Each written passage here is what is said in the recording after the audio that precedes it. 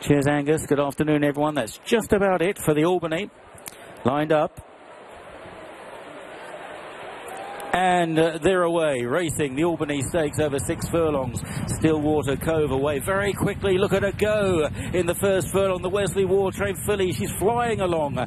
4 lengths clear already over Fairyland. On the far side, Réponse Exacte trying to go as well. Just Wonderful switching across towards the far side group as they race through, scorch through the first quarter mile. Chased on the far side by Howayel and also by Chicas Amigas over there. And then behind those at the back of the field is Just Wonderful that side. Meanwhile, down the stand side, it's a main edition that leads to La Pelosa. Byron Bay is travelling wells on the heels of those. Then Octave towards the right with Pretty Pollyanna and Naka Cond, and No More Regrets. And at the back of those is Merry Go Round. Now Stillwater Cove has been collared by Chicas Amigas on the far side.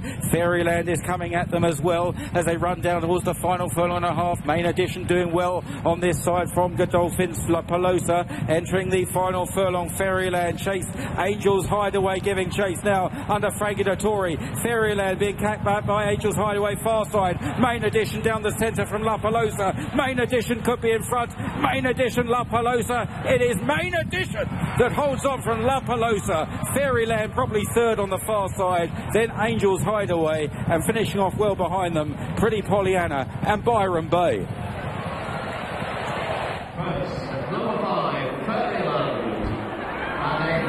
A thrilling opener, a fantastic finish, and it looks like Main Edition has won the Albany for Mark Johnson and James Doyle. Yeah, has been called 10, Main Edition. A further photograph to define second place. It could be La Pelosa, but at 7-1, Main Edition, who led the group towards the stand side, has won. Racing's first ever use of the VAR system there confirms that Main Edition is indeed the winner. And the daughter of Zoffany, she's a really nice type physically, as you can see in that picture. She'll be well suited by 7 furlongs, and she's won a competitive opener for Mark Johnston. Yeah, it was a real burn-up, Martin, wasn't it? It was, yeah. She'd shown that ability to run hard and keep powering at Goodwood last time out, and she's done pretty much the same again. You can see she's a little bit isolated down the centre of the track. It's not until quite late on that La Pelosa gets upside her and gives her something to race with. But once La Pelosa comes to her, she really knuckles down hard, and she's shown a very, very good attitude. Down the far side, we've got Fairyland. She's shown good speed. She's beaten the horses that she's raced with, but the first 2 are away from her in the finish. And the favourite, James, Just Wonderful, she just didn't have the know-how at this trip. She looked a little bit green and she was readily outpaced. There was something more macabre about it still. I agree with what you were saying, but she stopped quite badly in the closing stages there. But she basically, as you quite rightly say, she could not cope with the test. And if you looked at her pedigree, it's hardly a surprise. Another winner for James Doyle at the Royal Meeting. Let's have a look at it once again, and what we'll see immediately is Stillwater Cove from stall 4, blitzing off the Wesley Ward Train Quality Road filly. She's bred to go 1.5 miles really. Joel Rosario on board. She flashed brazen speed for about 3.5 furlongs. Not one of Joel Rosario's finest efforts. He's a world-class jockey on dirt, but this was on grass. 6 furlongs and probably done too much in the early stages, but pace makes the race, as they say in America, and it certainly did here, Angus. Meanwhile, Main Edition is leading towards the stand side, always in front up there under James Doyle, and I thought behind early on, but well, when the stagger unwound, she was right up there. James, yeah, she's made all in that group. And she's led from overall from over 2 furlongs out there, and I think James Doyle has ridden her to make use of her professionalism, to make use of her stamina as well to some extent. This is a filly, the winner, that is bound to be fully effective at 7 furlongs later in the year, as will La Pelosa as well. You can see she's got that big long stride, and she keeps on just gradually edging closer to the line. I think the filly down the far rail is more of a sprinter, isn't she? She's a Kodiak Fairyland. She's got lots of pace. I think 5 and 6 furlongs will be her trick. Neck and half a length, the official margins. The 4th horse home was Angels Hideaway.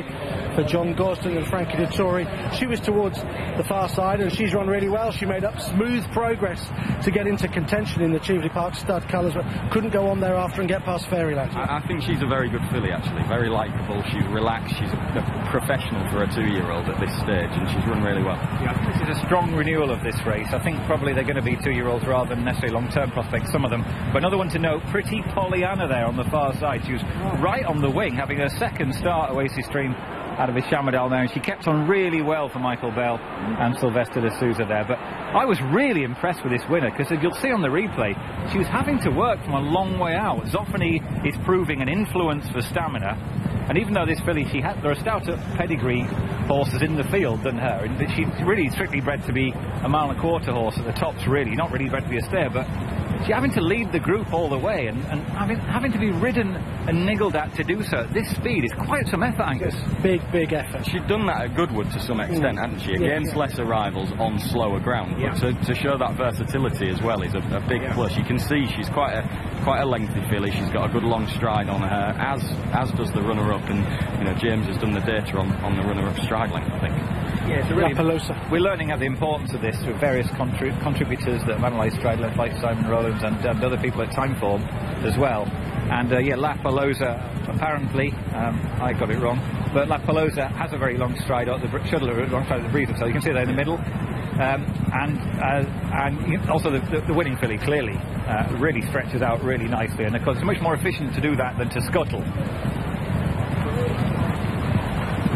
They're all both very genuine as well, aren't they, the first two, I think? Yeah, they put their heads down and tried all the way to the line there. She's coming back in, a fist pump from James Doyle, and a good meeting, going really well. She's a nice filly, a very nice filly indeed. Quotes for the guineas, inevitably the best 25 to 1 I can see from one of the firms, Betfred, and there's various prices quoted, mainly 16 to 1 with most of the firms. There's no reason that she won't go on. Physically she's got plenty of scope. Zoffany himself, of course, trained on very well, and he gets horses who are doing as well. He's a really good sire. There was an excellent piece in the Racing Post, wasn't there, about tipping him to be a really good stallion in the next couple of years due to the quality of mares that he's receiving. And this is obviously this filly could be a really good flag bearer for him in that regard. Can we just have a look at the favourite there? She's wandering all over the place under Ryan Moore, banging off other horses, playing dodgems with them somewhat, and dropped right away. She was very keen early, wasn't she? I think Ryan was sort of didn't know which group to take the lead off necessarily, and he switched towards the far side, and she was very lit up early on, and she just really has folded quite firmly on that climb to the line. Let me just ask you about Pretty Pollyanna, isolated to the right hand side of the screen. An interesting pedigree. Very big run, yeah. She has an interesting pedigree. There are only 2 horses in the Northern Hemisphere by Oasis Stream out of his Shamadal Nair. The other one is rated 104 and ran 8 times and put up her best performance at Ascot on both occasions. So those are 2 stallions, Oasis Stream and Shamadal. Do you ever see those in pedigrees here at the Royal Meeting? On the straight track, not on the round track, on the straight track. They're an influence for the type of ground you get in midsummer here, really bouncing off fast ground and accelerating, which is what wins races at Ascot. Yeah, she's run really well. Cause her time figure on debut was unadjusted was 8. It was a crawl of a race. I suspect she's bettered that by some way today. Yeah, I'd be delighted with that. Michael Bell, Sylvester de Souza was on board today. It's 2 winners now at the Royal Meeting for Mark Johnson. Baghdad, of course, won for him latterly in the final race yesterday, and he's got his second one on the board with the main edition. This filly landing this Albany Stakes and doing so in grand style. She's now 3 from 3 in her career. And of course there's a quicker across the card double, because they had a winner at Redcar as well, just firing them in, James. Very nice horse won at Redcar, yeah, on front of the Racing UK cameras there. There she is, walking away. She's a lovely filly. Let's go and hear from Charlie Johnson now. He's with Tom Stanley. He is indeed. Charlie, it's an easy game this. You won the last 2 races at Royal Ascot, 50 overnight. Yeah, fantastic. Relief yesterday to get off the mark with Baghdad, and a meeting that's so much pressure involved in it now, and I think it's gone to a whole new level in the last 3 or 4 years, and we come here with a big squad of horses, probably going to have 25 runners this week, and we need to deliver on this stage, and thankfully we have. It's been absolutely brilliant. She's been tough there, hasn't she? Because she's been in front a long way. The other group perhaps looked like it was going faster, but she just kept on rolling. Yeah, I think it was tough for James, because obviously the American filly on the other side has gone very, very quick, and we're probably 5 or 6 lengths down on that group at one stage. So I think he was always sort of having to take her out of her comfort zone to try and lay up with the other group. But we know she stays very well. If she was qualified for the Chesham, she could even have gone there, but she wasn't, so that's why she was in this race. And he knew she'd hit the line very well. She was really game to fight off the Godolphin filly, and no, absolutely fantastic, over the moon. And looking at, I mean, she looks like one. She looks like she might get a little bit further as well. What do you think? Yeah, exactly. She's a big, scopy filly, and we've always thought that her and Natalie's Joy were two right towards the top of the pecking order from an early time, and to keep them apart here was perfect, and we'll try and plan courses for them going forward. And just looking ahead, I mean, does she like to bowl along, or is she more versatile than that? She had a tough trip at Windsor first time out. She had an awful draw out on the outside when Ryan rode her. Today she was electric from the gates, and once she jumped that well, he had to make use of that position. But she's a very straightforward, uncomplicated filly, and she's just got a lot of ability. And we know she handles dig, but is she just better on better ground?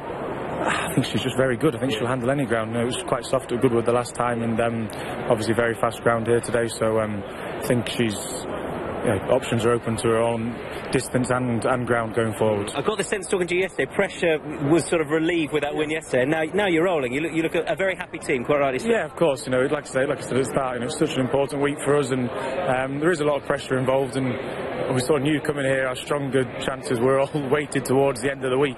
So to get Baghdad on the board, knowing that we had main edition threading Natalie's Joy still to come, yeah, absolutely over the moon.